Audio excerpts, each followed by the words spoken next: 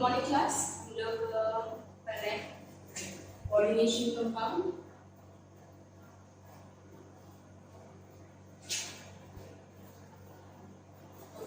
Coordination compound में अभी तक जो चीज़ हम लोग ने पढ़े थे, क्या पढ़े थे, 2-3 लेक्चर्स हो चुके हैं। हम लोग ने स्टार्ट किए थे इंट्रोडक्शन से। उसके बाद हम लोग ने पढ़े थे कि डबल्स और कोऑर्डिनेशन कंपाउंड में क्या डिफरेंस रहता है। फिर उसके बाद हम लोग ने वर्नर्स के भी पढ़े थे। लास्ट वाले लेक्चर में हम लोग ने IUPAC भी सीखे थे, ठीक है। ऑल ओवर हम लोग ने कोऑर्डिनेशन कंपाउंड का हाफ पार्ट ऑलमोस्ट कंप्लीट कर चुके हैं, ठीक है। अब आगे वाला हाफ पार्ट स्टार्ट करते हैं। तो नेक्स्ट जो टॉपिक हम लोग को पढ़ना है बहुत इजी सा टॉपिक है, कॉल्ड स्टेबिलिटी और कॉम्प्लेक्सेस। अब ये जनरल सी बातें कि अगर हम लोग क्या पढ़ रहे हैं, इनऑर्गेनिक कंपाउंड पढ़ रहे हैं, कोऑर्डिनेशन कंपाउंड इसमें आ रहे हैं, कोऑर्डिनेशन कॉम्प्लेक्सेस इनऑर्गेनिक से बिलोंग करता है। तो सारे इनऑर्गेनिक कंपाउंड अगर मैं पढ़ रही हूँ तो मुझे एक चीज़ पढ़नी पड़ेगी कॉल्ड स्टेबिलिटी। अब हर कंपाउंड अगर फॉर्म हो रहा है तो वो कब फॉर्म होगा, या वो स्टेबल होगा बहुत ज़्यादा, इसलिए वो फॉर्म हो रहा होगा। तो स्टेबिलिटी पढ़ने के टाइम पे हम लोग को एक चीज़ याद रखनी है। लेट्स सपोज आपका N is central metal. N क्या है? एक सेंट्रल मेटल है। और L क्या है? लिगेंड्स। अब मैं बोल रही हूँ कि अगर N और L मिक्स हो रहे हैं तो क्या बन रहा है? कुछ कोऑर्डिनेशन कॉम्प्लेक्सेस बन रहे हैं। हम लोग ने पढ़े थे वर्नर्स थ्योरी में कि जो कोऑर्डिनेशन कॉम्प्लेक्सेस है वो कैसे रहता है, बहुत ज़्यादा मतलब जो उसकी सेकेंडरी वैलेंसी होगी, जिसका क्या बोलते हैं, उसका कोऑर्डिनेशन नंबर वो कैसे रहती है, एक फिक्स्ड नंबर रहता है। और वो फिक्स्ड नंबर भी स्पेस में बहुत ज़्यादा वेल अरेंज है। वेल अरेंज है इसका मतलब क्या रहती है, इसकी एक स्पेसिफिक ज्योमेट्री होती है।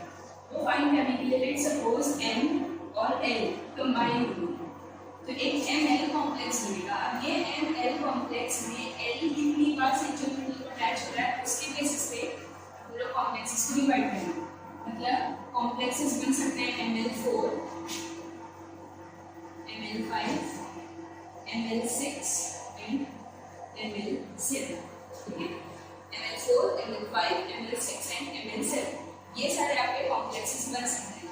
अपार्ट इसमें से ML4 वाले कॉम्प्लेक्सेस और ML6 वाले कॉम्प्लेक्सेस अपनी स्पेसिफिक ज्योमेट्री की वजह से more stable then ML5 and ML7 complexes. तो अगर आपको याद होगा, अगर मैं बोल रही हूँ कि उसका कोऑर्डिनेशन नंबर 4, 4 लिगेंड अगर अटैच हो रहे हैं तो प्रोबेबली यहाँ पे जो ज्योमेट्रीज आएंगी, ज्योमेट्री कौन सी होगी, दिस विल बी या तो ये टेट्राहेड्रल हो सकता है फोर के लिए, या तो ये हो सकता है स्क्वायर प्लेन। ये ML5 की ज्योमेट्री कौन सी होती है, ट्राइगोनल बाइपिरामिडल। ML6 के लिए हम लोग को एक ही पता है कौन सी है, टेट्राहेड्रल। और ML7 के लिए पेंटागोनल बाइपिरामिडल। तो अगर आप सबकी ज्योमेट्री देखोगे तो ज्योमेट्री के अकॉर्डिंग ML4 वाले कॉम्प्लेक्सेस और ML6 वाले कॉम्प्लेक्सेस इसकी ज्योमेट्री क्या है, ज़्यादा स्टेबल है। इसलिए ML4 और ML6 वाले कॉम्प्लेक्सेस ज़्यादा क्या बोलेंगे, स्टेबिलिटी शो करते हैं। इसलिए हम लोग को क्या बोलते हैं, ऑब्वियसली अगर ज़्यादा स्टेबल है इसलिए नेचर में ये लोग की जो अकरेंस रहेगी ML4 और ML6 वाले कॉम्प्लेक्सेस वो भी ज़्यादा रहेंगे देन ML5 एंड ML7। तो हम लोग को भी आगे जो पढ़ना रहेगा वो सिर्फ इसके लिए पढ़ना है, ML4 और ML6 के लिए। इसका मतलब ये नहीं है कि और कॉम्प्लेक्सेस नहीं बन सकते, वो लोग बनेंगे लेकिन वो लोग की स्टेबिलिटी कम है इसलिए उसकी अकरेंस भी कम है, ओके। तो अगर हम लोग स्टेबिलिटी पढ़ रहे हैं, ये हो गया कि आपका एक कॉम्प्लेक्स फॉर्म हो गया। अब वो कॉम्प्लेक्स कितना स्टेबल है तो उसकी स्टेबिलिटी चेक करने के लिए हम क्या करेंगे, उसको पहले डिसोसिएट करके देखेंगे। अगर आपको याद होगा कि हम लोग एसिड्स और बेसिस के लिए भी हम लोग एक क्या बोलेंगे, आप उसको कैलकुलेट करने के लिए एक वैल्यू निकालते हो कॉल्ड KA/NKB, याद है क्या होता है, वो acid dissociation constant and base dissociation constant. Likewise suppose आपके पास क्या है, एक M और L, अब N क्या है, नंबर ऑफ लिगेंड्स हो सकते हैं, ठीक है। एक M सेंट्रल मेटल और L नंबर ऑफ लिगेंड्स क्या होते हैं, कंबाइन होकर एक ML कॉम्प्लेक्स बनाते हैं। ये क्या है आपके कॉन्स्टिट्यूएंट्स। अब अगर मैं क्या कर रही हूँ, इसको डिसोसिएट कर रही हूँ, तो यहाँ पर ऑब्वियसली क्या होना चाहिए, एक इक्विलिब्रियम वाला स्टेज होना चाहिए। अगर मैं यहाँ पे अपनी इक्विलिब्रियम वाली थ्योरी अप्लाई करूँ तो के इसकी डिसोसिएशन कांस्टेंट, ये डिसोसिएशन कांस्टेंट किसके इक्वल रहता है, concentration of product upon concentration of reactant.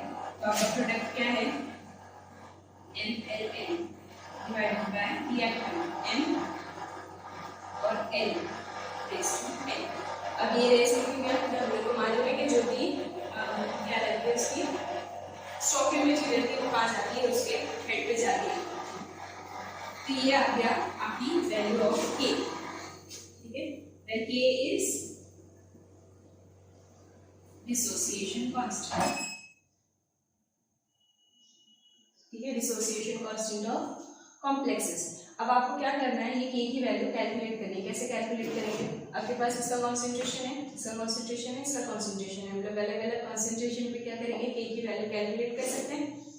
Okay, जैसे हम लोग पढ़ते हैं एसिड्स और बेसिस के लिए, जैसे हायर वैल्यू जितनी रहेगी k की, वो जो स्टेबिलिटी रहेगी वो भी उतनी ज़्यादा हायर होगी। सिमिलरली अगर k की वैल्यू क्या है, हायर है, इसका मतलब क्या होगा, ग्रेटर स्टेबिलिटी,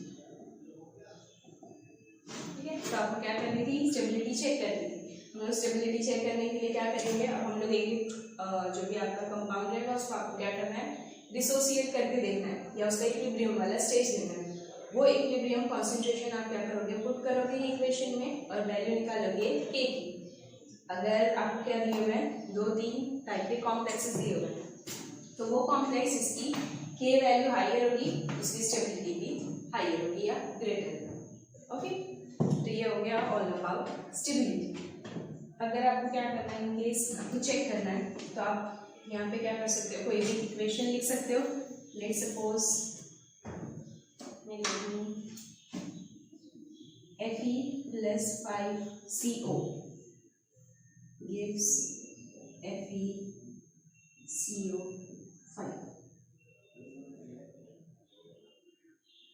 ये CO को वर्ड नहीं है, याद है, ये क्या है, कार्बन मोनोऑक्साइड, जिसको हम लोग क्या करते हैं, कार्बोनिल।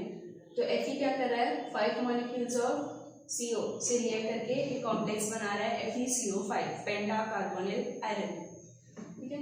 अब ये क्या है, आपकी एक बेसिक इक्वेशन है। अगर ये इक्वेशन को आप इसमें पुट करोगे तो यहाँ पे क्या आएगा, this will be complex FeCO5। यहाँ पे आपको क्या चाहिए, कॉन्सेंट्रेशन ऑफ Fe, और यहाँ पे क्या चाहिए, कॉन्सेंट्रेशन ऑफ CO। यहाँ पे स्टोइकियोमेट्री 5 है, so N is equals to 5।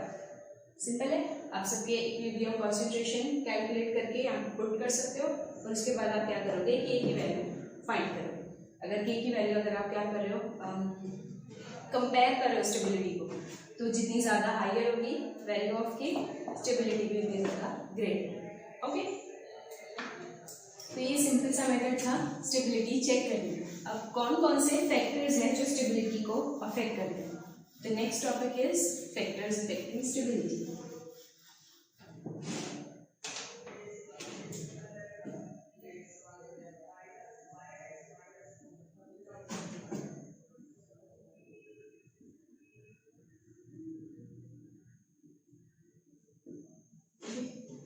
Factors affecting stability. इसके लिए हम लोग ने पढ़ लिया स्टेबिलिटी क्या रहेगी, कि वो कॉम्प्लेक्स इसकी के वैल्यू हायर रहेगी, वो क्या रहेगा, ज़्यादा स्टेबल रहेगा। तो हम लोग को कौन कौन से फैक्टर्स हैं जो स्टेबिलिटी को अफेक्ट कर सकते हैं। तो आपकी टेक्स्ट बुक में 2 ही फैक्टर दिए हैं। First is charge to size ratio और second is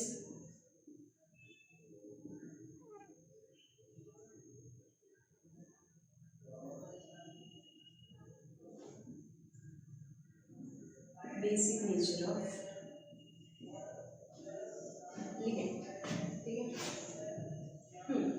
charge to size ratio, अगर मैं बोलूँ कि एक एलिमेंट है, कोई बेस सेंट्रल मेटल है जो कहाँ से बिलोंग कर रही है, डी ब्लॉक से बिलोंग कर रही है, क्योंकि डी ब्लॉक वालों के पास क्या है, ज़्यादा एंटी ऑर्बिटल्स है, इसलिए हम लोग क्या करेंगे, एग्जाम्पल में भी डी ब्लॉक यूज़ करेंगे ज़्यादा। तो आपके पास क्या एक डी ब्लॉक वाली मेटल है जो किसी लिगेंड से क्या बोलते हैं, रिएक्ट करके कोऑर्डिनेशन कॉम्प्लेक्स फॉर्म करेगा। हम लोग ने इसकी जो प्राइमरी वैलेंसी निकाली थी, प्राइमरी वैलेंसी क्या थी, कोई भी कॉम्प्लेक्स में जो आपका सेंट्रल मेटल रहेगा उसका oxidation number is equals to primary valency. अब ऑक्सीडेशन नंबर हम लोग या ऑक्सीडेशन नंबर का मतलब क्या होता है कि सपोज अगर किसी कंपाउंड, लेट सपोज एग्जाम्पल लेते हैं, वही वाली प्राइमरी वाली K4FeCN6, ठीक है। इसके लिए हम लोग को याद हो गया है कि इसका जो ऑक्सीडेशन नंबर आया था वो कितना आया था, +2। किसका निकाले थे हम लोग ने, Fe का। Fe का ऑक्सीडेशन नंबर इज +2। इसका मतलब क्या है कि अगर Fe को Cn के साथ रिएक्ट करके ये वाला कॉम्प्लेक्स फॉर्म करना है, आप इसको छोड़ दो, इसको मत देखना, आपको क्या करना है, या Fe जो है उसको क्या करना है, Cn के साथ रिएक्ट करके एक कॉम्प्लेक्स फॉर्म करना है, तो उसको क्या करना पड़ेगा, अपने 2 इलेक्ट्रॉन भी लॉस करने पड़ेंगे। ऑक्सीडेशन नंबर +2 आ रहा है, प्लस का मतलब क्या होता है, लॉस ऑफ इलेक्ट्रॉन, और ये जो भी नंबर रहता है वो आपको बताता है कि कितने इलेक्ट्रॉन लॉस या कितने इलेक्ट्रॉन गेन हुआ। तो मतलब ये कंपाउंड फॉर्म करने के लिए इसको क्या हुआ, इसने 2 इलेक्ट्रॉन लॉस किया। अभी लॉस करने के बाद इसकी कुछ तो साइज होगी। हम लोग को पता है कि अगर एक एटम अपना एक इलेक्ट्रॉन लॉस करके एक पॉजिटिवली चार्ज स्पीशीज फॉर्म करता है या कटायन फॉर्म करता है, तो उसकी साइज क्या हो जाती है, रिड्यूस हो जाती है। हम लोग को ये चार्ज और वो साइज का रेशियो निकालना है। जो रेशियो आएगा वो डिसाइड करेगा कि इसकी स्टेबिलिटी कैसी होने वाली है। तो according to the rule, higher charge to size ratio greater stability, ठीक है। मतलब जिसका चार्ज टू साइज वाला रेशियो ज्यादा रहेगा उसकी स्टेबिलिटी भी ज्यादा रहेगी, ठीक है, एकदम सिंपल। अगर मैं आपको बोलूं, आपके पास क्या है, एक 3D सीरीज है। 3D सीरीज कौन सी है, scandium, titanium, vanadium, chromium, manganese, iron, cobalt, निकल, कॉपर और जिंक, ठीक है। ये आपकी क्या है, 3D सीरीज है। ये 3D सीरीज में मुझे फाइंड करना है कि अगर +2 वाले कॉम्प्लेक्सेस फॉर्म हो रहे हैं, ठीक है। अब मुझे सारे जो भी क्या बोलेंगे आप, जितने भी एलिमेंट्स है सबको पुट करना है किसमें, +2 वाले फॉर्म में। अब स्कैंडियम +2 नहीं बना रहे हैं हम लोग, यहाँ से स्टार्ट करते हैं, यहाँ से स्टार्ट करते हैं। तो Cr+2, Mn+2, Fe+2, Co+2, Nickel+2 और Copper+2 तक हम लोग जाएंगे। आपको बताना है कि ये सब में से कौन सा वाला सबसे छोटा रहेगा और कौन सा वाला बड़ा रहेगा, या आप बोलो कि किसका चार्ज टू साइज रेशियो ज्यादा रहेगा और किसका चार्ज टू साइज रेशियो कम रहेगा। तो ऐसा क्यों या कैसे पता चलेगा, हम लोग को मालूम है कि जब हम लोग लेफ्ट टू राइट जाएंगे तो क्या हो जाता है, आपका जो स्टेबिलिटी ऑर्डर है, आपका जो एटॉमिक रेडियस है वो क्या होने लगता है, श्रिंक होने लगता है, जिसको हम लोग क्या बोलते हैं, कॉन्ट्रैक्शन वाला पार्ट आता है, क्योंकि यहाँ पे क्या हो रहा है, जो इनर इलेक्ट्रॉन है कहाँ जा रहे हैं, डी में जा रहे हैं, तो उसकी वजह से क्या हो जाएगी, साइज कैसा हो जाता है, कॉम्प्रेस हो जाता है। तो लेफ्ट टू राइट जाते जाते आपका साइज क्या हो रहा है, रिड्यूस हो रहा है। मतलब कि वो जो आगे वाले लोग हैं, जिंक, कॉपर, निकल, वो लोग की साइज कैसी रहेगी, छोटी रहेगी देन क्रोमियम, मैंगनीज, ठीक है। तो जिनों का चार्ज टू साइज रेशियो क्या रहेगा, ज्यादा रहेगा, स्टेबिलिटी उसकी ज्यादा रहेगी। तो मतलब अगर सब लोग +2 के फॉर्म में, तो कॉपर +2 इसका चार्ज टू साइज रेशियो क्या रहेगा, इसलिए ग्रेटर रहेगा देन निकल +2 देन कोबाल्ट +2, बराबर है। तो मतलब वो कॉम्प्लेक्सेस जो कॉपर बनाएगा +2 के स्टेट में और जो कोबाल्ट बनाएगा या क्रोमियम बनाएगा +2 के स्टेट में, दोनों उसमें से ज्यादा स्टेबल कौन सा रहेगा, कॉपर वाला। क्यों, क्योंकि इसका चार्ज टू साइज रेशियो क्या है, ज्यादा है। अब आप क्यों ऐसा बोल रहे हो कि चार्ज टू साइज वाला जो रेशियो है वो डिसाइड कर रहा है स्टेबिलिटी, सिंपल सी बात है। आपके पास क्या है, एक जो आपकी कोऑर्डिनेशन कंपाउंड फॉर्म हो रहे हैं, वो कैसे फॉर्म हो रहे हैं, आपके पास एक डोनर है और एक एक्सेप्टर है। तो डोनर इजीली जितना इलेक्ट्रॉन डोनेट करेगा और एक एक्सेप्टर जितना इजीली इलेक्ट्रॉन एक्सेप्ट करेगा, स्टेबिलिटी उतनी ज़्यादा रहेगी या कॉम्प्लेक्स बोलो उतनी इजीली फॉर्म होगा। तो अगर किसी की साइज कम है, मतलब रेडियस कैसा है, लो है, ठीक है, तो लो रेडियस होने की वजह से क्या हो जाएगा, लेट सपोज ये क्या है, वो जो भी मेटल है उसका न्यूक्लियस है और उसके बाद यहाँ पे क्या है, बहुत सारे शेल्स हैं। हम लोग को मालूम है कि जो कोऑर्डिनेशन कंपाउंड है वो फॉर्म करने के लिए आपको क्या करना है, जो मेटल है उसके पास एम्प्टी ऑर्बिटल होने चाहिए। तो यहाँ पे क्या है, ये सारे आपके एम्प्टी ऑर्बिटल्स हैं। एक लिगैंड है जिसके पास बहुत सारे क्या है, इलेक्ट्रॉन है। जितना इजीली ये इलेक्ट्रॉन देगा और जितना इजीली इलेक्ट्रॉन यहाँ पे आके क्या हो जाएंगे, फिट हो जाएंगे, ये दोनों के बीच में बॉन्ड उतना ज़्यादा इजीली फॉर्म होगी और कंपाउंड क्या होगा, बहुत इजीली फॉर्म हो जाएगा। अब अगर इसकी साइज कम है या रेडियस कम है तो यहाँ से ये जो मेटल है इसकी और ये वाले इलेक्ट्रॉन की जो अट्रैक्शन है वो कैसी रहेगी, ज़्यादा रहेगी। मतलब अगर ये अट्रैक्शन ज़्यादा है ऑब्वियसली बॉन्ड कैसी रहेगी, ज़्यादा स्टेबल रहेगी। ये इलेक्ट्रॉन बहुत देर तक यहाँ पे क्या रहता है, सस्टेन रह सकता है, क्योंकि ये दोनों के बीच की अट्रैक्शन कैसी है, ज़्यादा, ठीक है। इसीलिए आपका charge to size ratio matter करता है स्टेबिलिटी वाले क्या बोलेंगे, ऑर्डर में, ठीक है।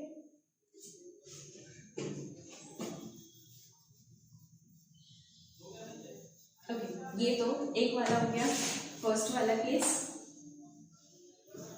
नेक्स्ट है नेचर ऑफ लिगेंड। हम लोग बोल रहे हैं कि अगर एक कोऑर्डिनेट बॉन्ड बनानी, तो कोऑर्डिनेट बॉन्ड बनाने के लिए आपको क्या चाहिए, एक डोनर चाहिए और एक एक्सेप्टर चाहिए। डोनर कौन सा डोनर चाहिए, इलेक्ट्रॉन डोनर और इलेक्ट्रॉन एक्सेप्टर की। तो अगर हम लोग इलेक्ट्रॉन की बात कर रहे हैं, मतलब मैं यहाँ पे कौन सा वाला कंसेप्ट अप्लाई कर सकती हूँ, लेविस वाला कंसेप्ट अप्लाई कर सकती हूँ।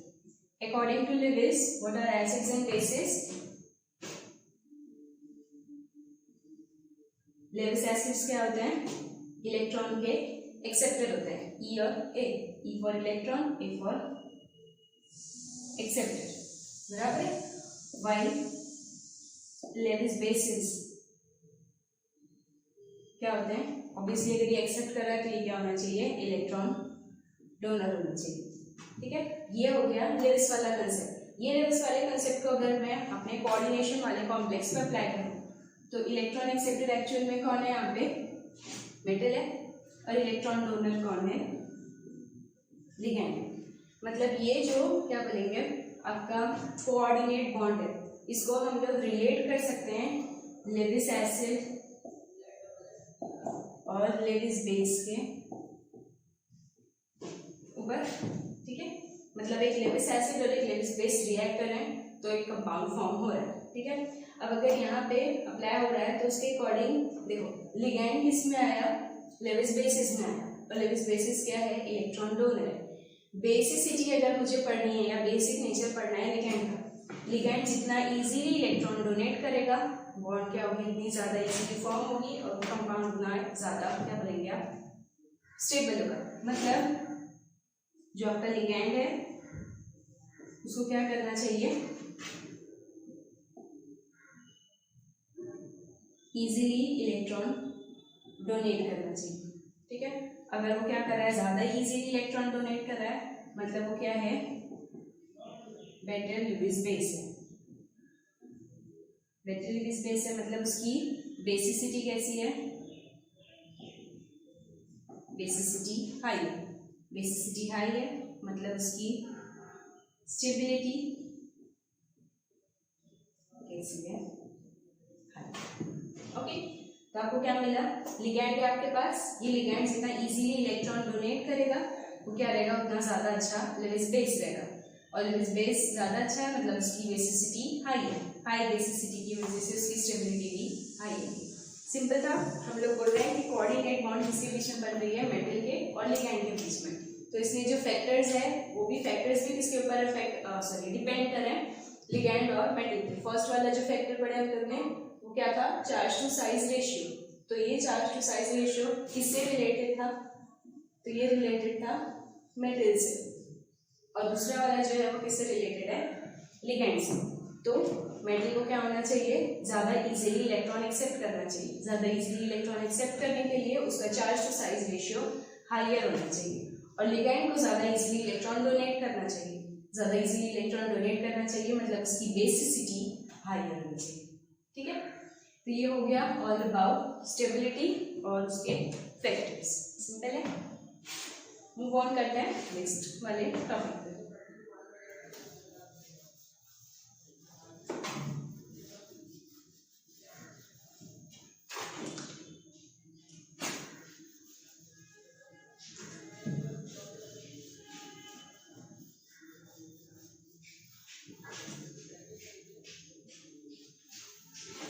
नेक्स्ट टॉपिक थोड़ा सा वाइड है, थोड़ा सा बड़ा है।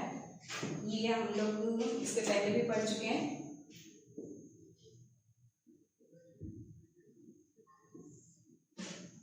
आइसोमेरिज्म। ठीक है, व्हाट इज आइसोमर्स या what is isomerism?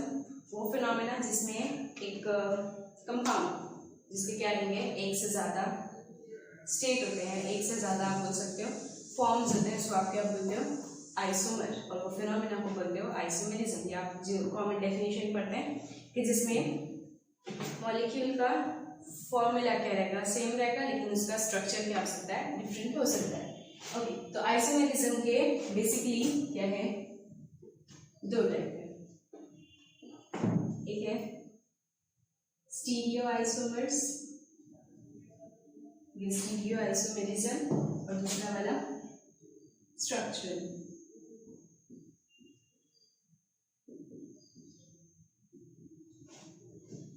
Stereo isomers related होते हैं किससे, यहाँ पे क्या रहती है, different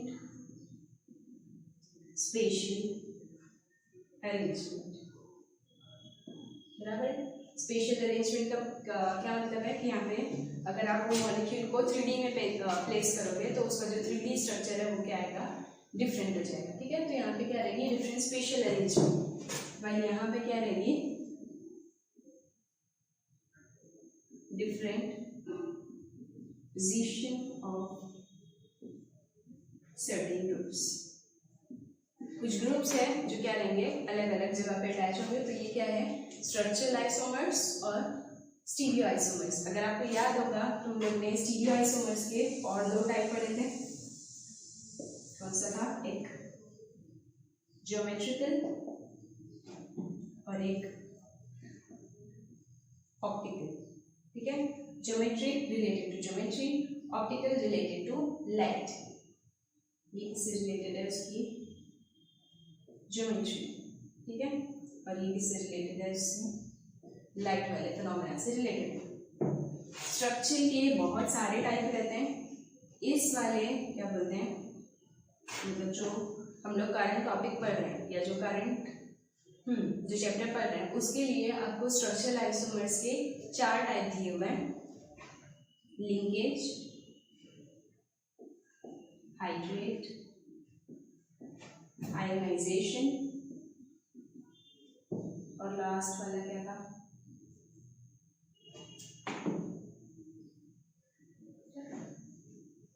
linkage, hydrate, ionisation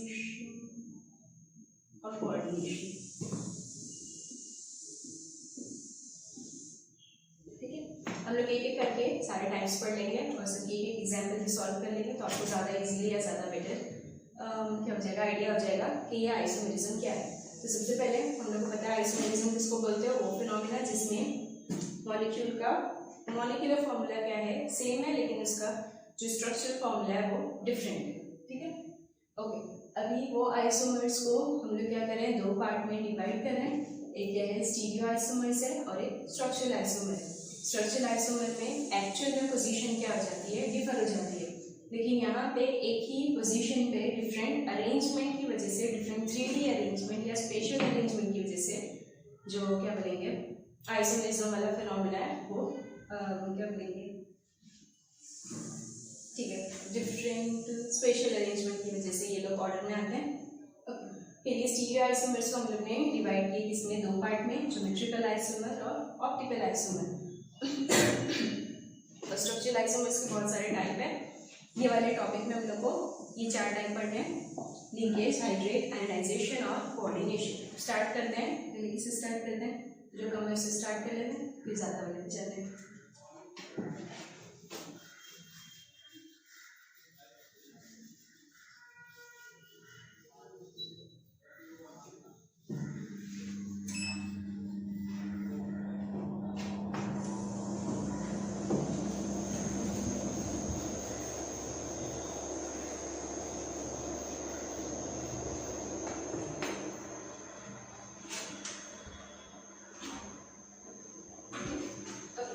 start करते हैं स्टीरियोआइसोमर्स।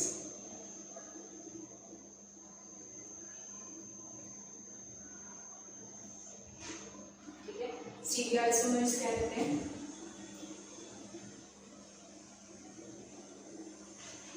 मॉलिक्यूल्स and same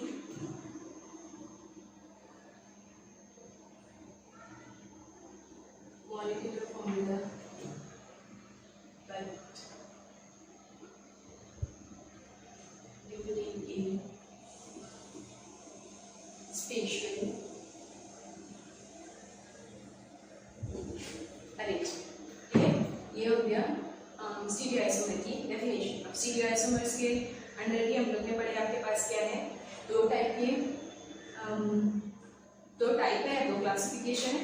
तो फर्स्ट वाले से स्टार्ट करना है, क्या है? ज्योमेट्रिकल।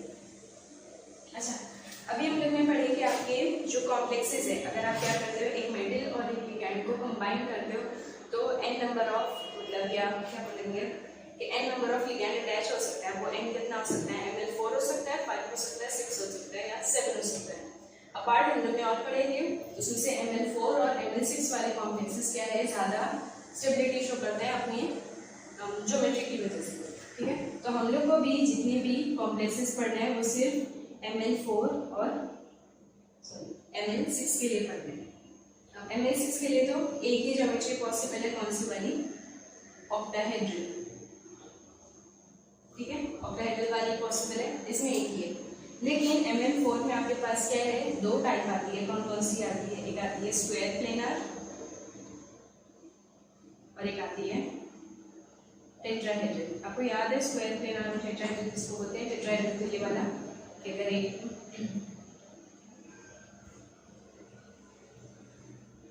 ये होगी आपकी टेट्राहेड्रल, बराबर, जिसमें सेंटर में क्या रहेगी? आपकी मेटल रहेगी, दो ligand on the plane of metal, एक लिगैंड क्या बोलेंगे आप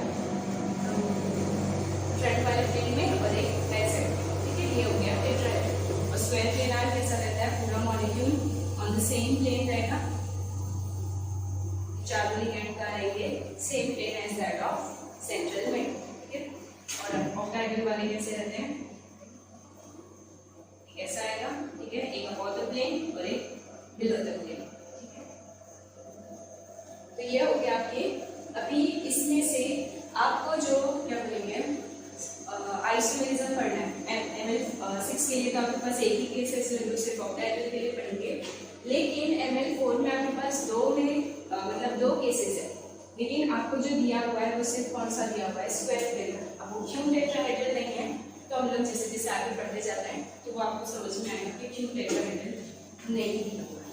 ठीक है, तो पहले ज्योमेट्रिकल आइसोमर्स पढ़ लेते हैं फॉर स्क्वायर प्लेनर कॉम्प्लेक्सेस।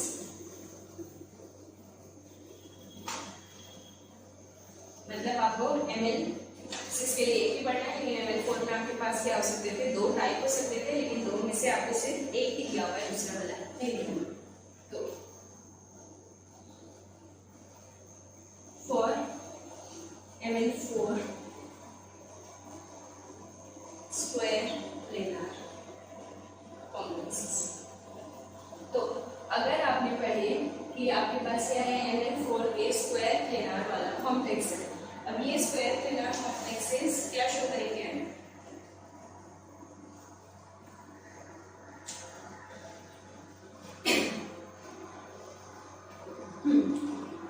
हम लोग ने पढ़े थे कि होमोलैक्टिक और हेटेरोलैक्टिक टाइप के आपके क्या होते हैं? लिगैंड कॉम्प्लेक्सेस होते हैं। होमोलैक्टिक में क्या रहेगा? जब सारे लिगैंड क्या रहेंगे? सेम है तो वो होमो है, और अगर सारे लिगैंड क्या रहेंगे? डिफरेंट होंगे तो वो क्या रहेगा? हेटेरोलैक्टिक कॉम्प्लेक्स होगा। अगर मैं बोलूँ कि आप क्या पढ़ रहे हो, एक होमोलेप्टिक कॉम्प्लेक्स पढ़ रहे हो। होमोलेप्टिक कॉम्प्लेक्स मतलब जिसमें सारे लिगेंड कैसे रहेंगे, सेम है। तो आपके पास बीच में एक मेटल है, लेट वो लिगेंड क्या है, ए है, यहाँ पे भी ए है, यहाँ पे भी ए है, यहाँ पे भी ए है, और ये कैसा है, प्लेनार स्ट्रक्चर है। तो हम लोग को पता है कि अगर आपकी आइसोमेरिज्म में थोड़ी भी सिमेट्री आती है तो सिमेट्री की वजह से क्या हो जाएगा, आइसोमेरिज्म शो नहीं करेगा, उसमें क्या होनी चाहिए, सिमेट्री नहीं होनी चाहिए। तो यहाँ पे क्या है, ये पूरा मॉलिक्यूल कैसा है, सिमेट्रिकल, आप इसको बीच में से टर्न कर सकते हैं ना, ये क्या हो सकता है, घूम के जैसा फ्लिप हो गए, क्लोज हो सकता है, मतलब यहाँ पे क्या आ रही है, सिमेट्री आ रही है। तो सिमेट्री एलिमेंट कब आएगा, जब आप क्या पढ़ोगे, होमोलेप्टिक कॉम्प्लेक्स। तो हम लोग को सिमेट्री नहीं चाहिए, इसलिए आपको स्टीरियो आइसोमर्स के लिए क्या पढ़ना पड़ेगा, ओनली हेटेरोलेप्टिक कॉम्प्लेक्सेस। तो इसलिए हम लोग होमोलेप्टिक कॉम्प्लेक्स की बात नहीं कर रहे हैं। क्यों नहीं करने वाले, क्योंकि यहाँ पे क्या आ रही है, आप देख रहे हो कि यहाँ पे क्या आ रही है, सिमेट्री आ रही है।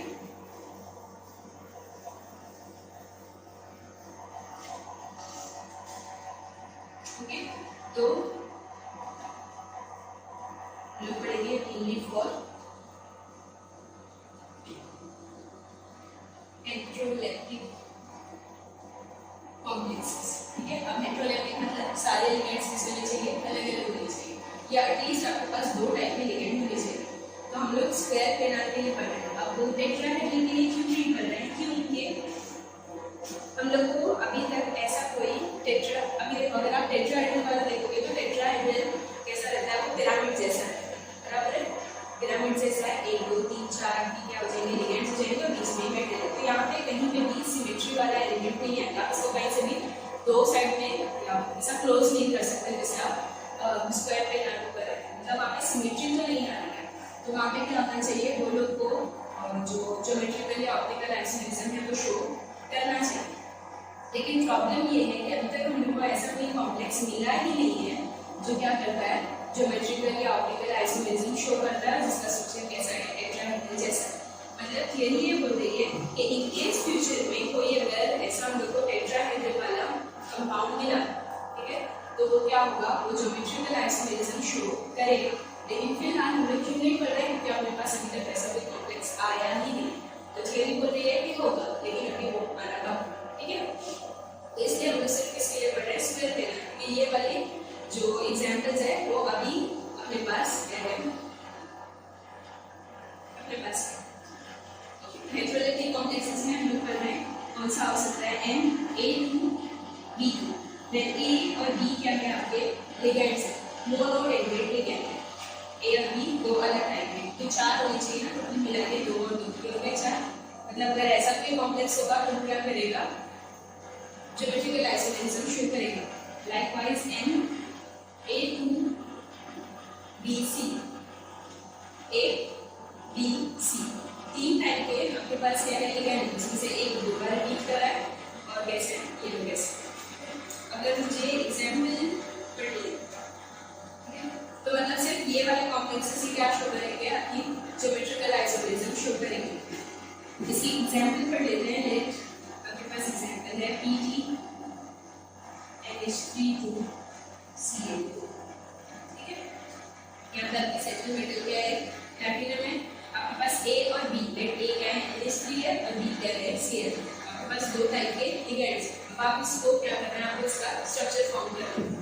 अगर आपको याद होगा तो ज्योमेट्रिकल आइसोमेरिज्म में हम लोग क्या करते हैं, उसके और दो टाइप्स बनाते हैं, जिसको हम लोग क्या बोलते हैं, सिस और ट्रांस। याद है, सिस का जब आपके सेम ग्रुप का आएंगे, सेम साइड करेंगे तो वो सिस रहेगा, और सेम ग्रुप का अपोजिट साइड पे चलेगा तो क्या हो जाएगा, ट्रांस हो जाएगा। तो इसके लिए भी आप क्या कर सकते हो, दो स्ट्रक्चर फॉर्म कर सकते हो, सिस और ट्रांस। सेंट्रल में क्या है आपके पास, प्लैटिनम। एक बार हम लोग क्या करेंगे, ऐसा फॉर्म करेंगे जिसमें सेम ग्रुप का है, सेम साइड पे, ठीक है। और एक बार क्या हो जाएगा,